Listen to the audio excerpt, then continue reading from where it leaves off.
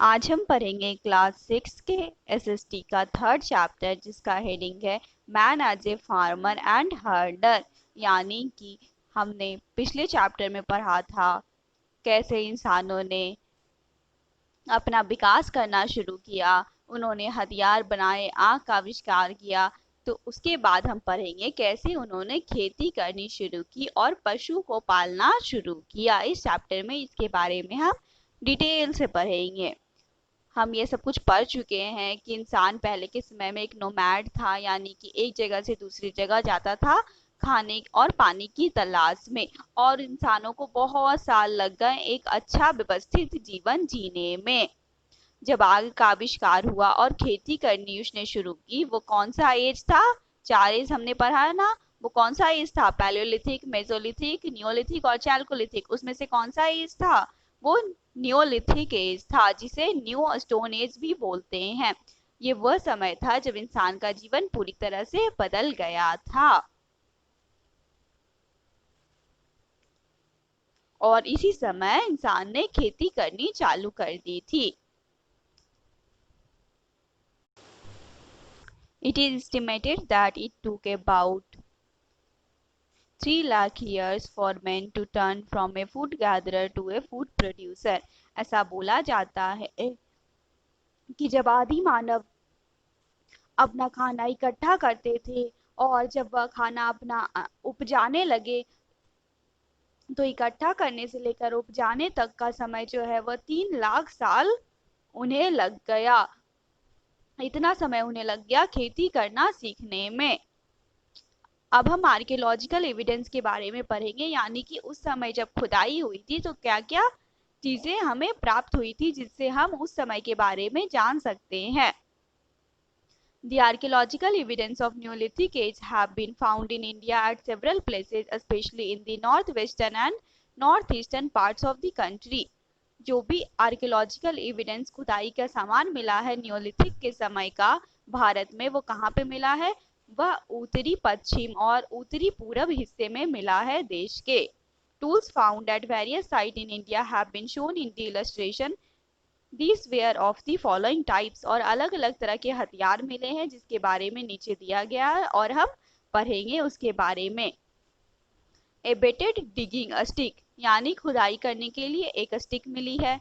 It was use for digging the ground. It consisted of a stone make head with a wooden stick and sharpen to a point.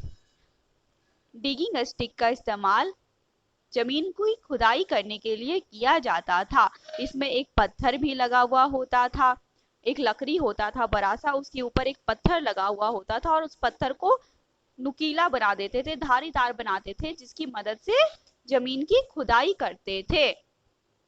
A sickle, it was used for harvesting। It was made from a series of small stone blades hefted in a curved wooden stick। Sickle का इस्तेमाल harvesting के लिए, यानी जब फसल उनका पककर तैयार हो जाता था तो उसे काटने के लिए सिक्कल का इस्तेमाल करते थे। और ये कैसे बनाते थे? सबसे पहले तो एक लकड़ी का स्टिक लेते थे, उसके ऊपर छोटे छोटे पत्थरों के ब्लेड लगाते थे। पत्थरों के ब्लेड यानी कि छोटे छोटे पत्थरों के टुकड़े जिन्हें की नुकीला बनाया जाता है, उसके ऊपर वह लगा देते थे और इसी से सिक्कल तैयार हो जाता था। एनैक्स, यानी कुल्हाड़ी। It was use for cutting and felling trees. इसका इस्तेमाल किया जाता था पेड़ों को काटने और उन्हें गिराने के लिए। It was made of hard stone chipped and round to an edge. Afterward it was hafted to an wooden stick. सबसे पहले लिया जाता था एक लकड़ी का टुकड़ा, उसके ऊपर लगाया जाता था पत्थर, गोल पत्थर, और उसके किनारे जो है वह धारीदार कर दिए जाते थे। इस तरह एक कुल्हाड़ी बना दी जाती थी। इक्वर्न और मोर्टार, यानी कि चक्की। It was use for grinding grains. और चक्की का काम क्या होता था? अनाज को पीसना। पॉटरी ऑफ वेरियस टाइप्स, अलग अलग तरह के घड़े भी इस्तेमाल किए जाते थे उस समय पे। आर्ट ऑफ वीविंग, यानी कि उस समय बुनाई करना शुरू हो गया था। The man of new stone age also learn the art of weaving, probably by observing a bird nest। जैसे चिड़िया का घोंसला होता है, उसे देखकर इंसानों ने बुनाई करना शुरू कर दिया था। First of all, man learned to make basket by using thin branches of trees. Then he began to make woolen and cotton threads. This further enabled him to weave cloths. सबसे पहले वह क्या बनाते थे? वह टोकरी बनाते थे पेड़ की पतली पतली शाखाओं से। उसके बाद वह ऊन और सूती के धागे बनाने लग गए थे। इसके बाद वह कपड़े बुनने लग गए। Dress and ornaments. Man of the new stone age made ornaments like earring and necklace. उस समय न्योलिथिक के समय में कैसे ऑर्नामेंट्स, कैसे गहने बनाए जाते थे? इयररिंग यानी कान की बाली और नेकलेस बनाए जाते थे जो कि गले में पहना जाता था। These ornaments were made from shells and ये किस चीज से बना हुआ होता था? या तो जानवरों की हड्डियों से बना हुआ होता, से बना हुआ होता था। The cloths used by them were woven from cotton, thread and wool. और जो कपड़े वह बुनते थे वह किस चीज से बुनते थे? वह सूती के धागे या फिर of would. Raw meat was no longer eaten, it was roasted over fire. Food was also cooked in vessels. जब आग का आविष्कार हो गया था तो कच्चा मांस नहीं खाया जाता था, उसे पका दिया जाता के पकाया जाता था। Development of art. The paintings of the earliest inhabitants can still be seen on the walls of many caves that have been discovered in India. उस समय जो लोग रहते थे, वो जो चित्रकारी करते थे, वो आज भी हम बहुत सारी गुफाओं There are sketches of animals, birds and men. किस किस चीज की चित्रकारी करते थे? जानवरों की, पक्षियों की और आदमी की। इंटरटेनमेंट एंड रिक्रिएशन यानी वो मनोरंजन के लिए क्या किया करते थे? In the evening people gathered round the village fire. शाम को वह जंगल में आग जलाते होते थे। Beginning of a settled life यानी कि व्यवस्थित जीवन की शुरुआत। From caves now man began to lead a settled life. पहले वह गुफाओं में रहते थे और धीरे धीरे वह एक व्यवस्थित जीवन जीने लगे थे। The discovery of fire, invention of wheel, domestication of animals and the development of agriculture helped him to march in the direction of settled life. सबसे पहले उन्होंने आग का आविष्कार किया, फिर पहिए का आविष्कार किया, उसके बाद जानवरों को पालना शुरू किया, फिर खेती किया और इन सब चीजों की मदद से वह एक व्यवस्थित जीवन जी पाए थे। He now began to live in huts. धीरे धीरे वह झोपड़ी बनाकर रहने लगे थे। The hunter and food gatherer now became the food producer. जो पहले खाने की तलाश में इधर उधर जाते थे, अब वह अपना खाना खुद ही उपजाने लगे थे। कैसे? खेती करके। He had domesticated such cattle as cows, sheep and goats. वह जानवरों को भी पालने लगे थे, जैसे कौन कौन से जानवर? गाय, भेड़ और बकरी। He used the horses for riding and carrying the load. घोड़े का इस्तेमाल करते थे वह सामान को लादने के लिए।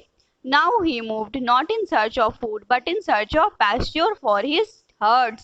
उन्हें जानवरों के लिए चारा ढूंढने भी जाना पड़ता था। क्यों? क्योंकि उन्होंने जानवर पालना शुरू कर दिया था।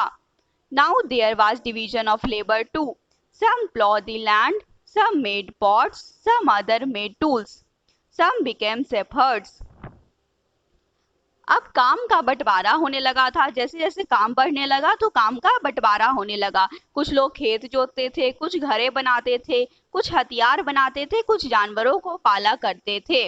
Now man began to cook his food instead of eating raw.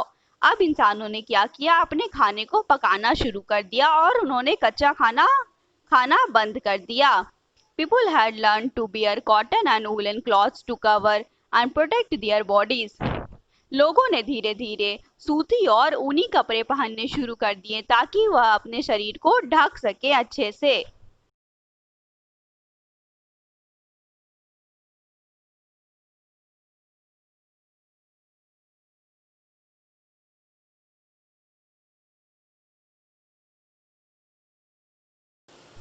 The early villages. From settled life, man began to lead a family life, and now many families choose to live together for mutual cooperation and protection. धीरे धीरे इंसान एक पारिवारिक जीवन जीने लगा था और वह साथ में अपने परिवार के साथ सहयोग से रहता था और एक दूसरे की रक्षा भी करता था। In villages they lived in families and cultivated land. गांव में सब एक साथ परिवार के साथ रहते थे और खेत जोतते थे। They learned how to grow rice, barley, vegetables and fruits etcetera. धीरे धीरे उन्होंने सीख लिया कि कैसे अनाज उपजाएं, चावल उपजाएं, सब्जियां और फल को उपजाएं। They settled in groups beside a river और ए लेक। वह एक नदी या फिर झील के किनारे अपना झोपड़ी बनाकर रहते थे। Many such settlements have been discovered in various parts of India, especially in Malabar region. बहुत सारे इस तरह के व्यवस्थित जीवन जो जीते थे वह उस तरह के सबूत हमें आज पाए गए हैं, खास करके मलाबार क्षेत्र में। The villages were however very small. उनका गांव बहुत छोटा होता था। Men began to live in mud houses with thatched roofs. आदमी कहाँ रहते थे? वह मिट्टी के घरों में रहते थे और उनकी छतें घास फूसों की बनी हुई होती थी। Because so many families were living in a village, there must have been quarrels between them. बहुत में तो जरूर उनके बीच में लड़ाइयाँ भी होती होंगी। They needed rules to tell them what they were not allowed to do. इसीलिए those who broke the community rules must have been punished. और जिन्होंने इस नियम को तोड़ा उन्हें सजा भी मिलती होगी। Who control the affairs of उठता है कि सारे काम को गांव का कौन देखता होगा? नियम बनाना, नियम को पालन करवाना, ये सब कौन देखता होगा? Who punished someone because he did? Probably each village was led by a grand old man. हर गांव को या तो एक बूढ़ा आदमी चलाता होगा। Sometime the leader was a brave young man. या फिर कोई जवान बहादुर आदमी उस गांव का नेता होगा। The leader was there to see that men lived in peace with each other. और वह देखता होगा कि सारे लोग एक दूसरे के साथ शांतिपूर्वक तरीके से रहे। As discussed above, sites of Neolithic culture have been found in many parts of India, particularly in the northeast and northwest part of the country. जैसा कि हमने ऊपर पढ़ा, न्योलिथिक कल्चर यानी कि न्योलिथिक के समय लोग ज्यादातर कहाँ रहते थे? लोग ज्यादातर भारत के उत्तरी पूरब या फिर उत्तरी पश्चिम हिस्से में रहते थे। In the northwest part of the country, Neolithic sites have been found in Balochistan, Pakistan, West Punjab and Kashmir Valley. और यह न्योलिथिक साइट कहाँ कहाँ पाया गया है? पाकिस्तान के बलूचिस्तान में, पंजाब के पश्चिमी हिस्से में और कश्मीर घाटी में। इसके अलावा कुछ और भी साइट है जैसे कि मेहरगढ़, काइल गोल मोहम्मदीन बलूचिस्तान, सवानी कोला एंड छली गई इन वेस्ट पंजाब। पूरब हिस्से में यह दो जगह पे पाया गया था, शरातरु और डोजा हेडिंग में पाया गया है। यह जगह का नाम है करते थे।